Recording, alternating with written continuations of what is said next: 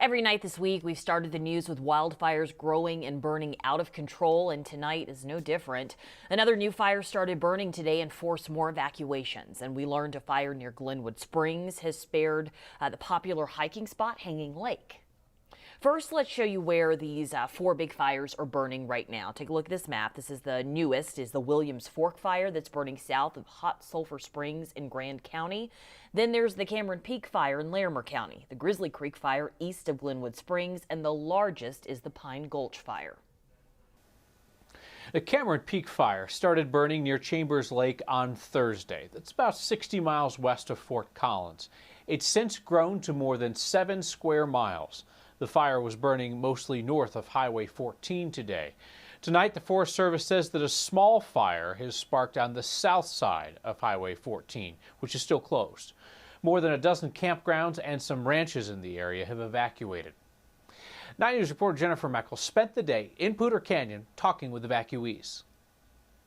Roads anywhere near the Cameron Peak fire, they're all closed, but you can see smoke all over northern Colorado. Here on the eastern edge of Poudre Canyon, you can see over the peak smoke is coming over gray and brown, and the skies are very, very hazy. For the past 2 days, voluntary and mandatory evacuations have pushed campers, hikers, even residents out of the danger of the fire.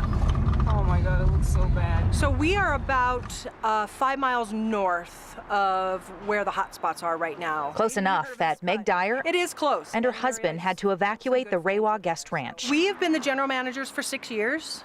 It's always been a guest ranch since 1950, so a lot of history. So a little worried. We've got sprinklers on the roof and praying that that'll keep things down. Her team found this not far from the ranch on Thursday, and everybody moved quickly. So we had about 12 guests, and everybody, even the guests, rallied. All of them drove their own vehicles, so they helped move the horses down.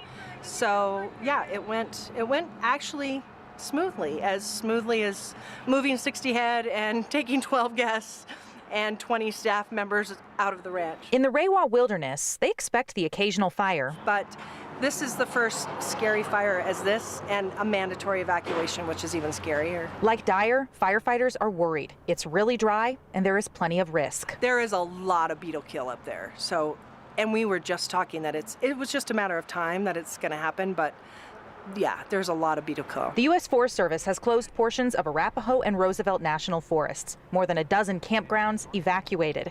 The air smells smoky. The skies are hazy. And the fire is still growing. Right now they're safe, but we'll see how long that stays. Today, Dyer told us that she planned to meet back up with her husband and some of her staff members to check on the horses that they already moved once, to see if they needed to move them once again, even further away from the fire. Tonight, Cameron Pass is still closed, and CDOT says Highway 14 is closed to traffic from Walden on the west side to about Rustic on the east side. In Fort Collins, Jennifer Meckles, 9 News. A fire that began in Grand County today has quickly grown to more than 2 square miles. No containment on the Williams Fork fire, which is burning through trees and beetle kill near Hot Sulphur Springs, west of Granby. People living in the immediate vicinity of that fire aren't being allowed home tonight, and campgrounds nearby have been evacuated as well.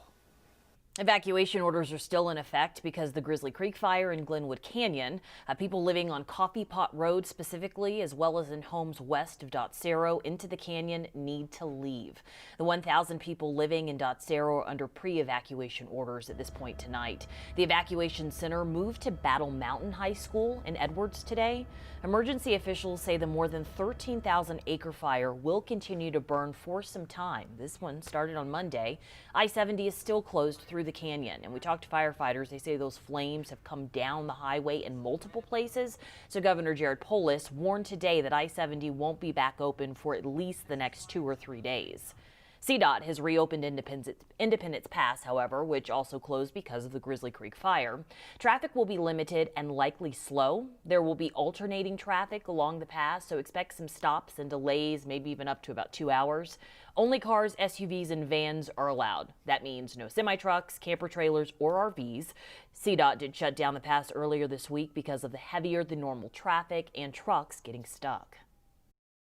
I was just informed that the Grizzly Creek fire is actually the top fire priority in the entire nation right now. So resources are coming from around the country.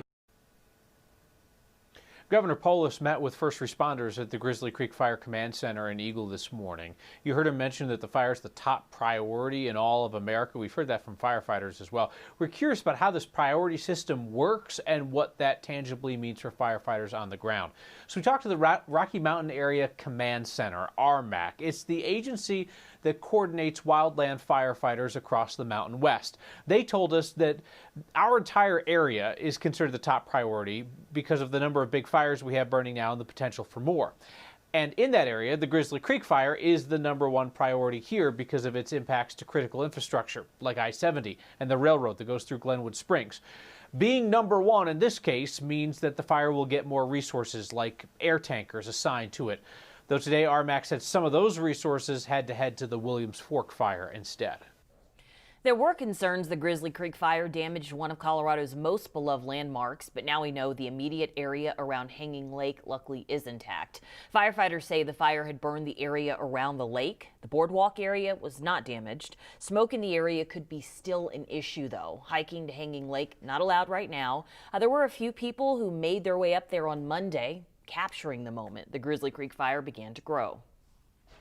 It's right there, the fire's right there. Do you see that? When you're actually trapped from a wildfire, the canyon becomes completely terrifying. It felt apocalyptic a little bit. Erin Schultz was able to enjoy Hanging Lake for about 40 minutes before the flames and smoke sent her and other hikers down the trail. Erin made it safely back to her car. CDOT escorted her and others through a closed portion of I-70. Biggest fire burning in our state is one that we haven't talked about so far in this program, the Pine Gulch fire north of Grand Junction. It's grown to 114 square miles, big enough to become the state's 4th largest wildland fire ever recorded. Containment's low, 7% at this point. Firefighters say that lightning started that fire 2 weeks ago.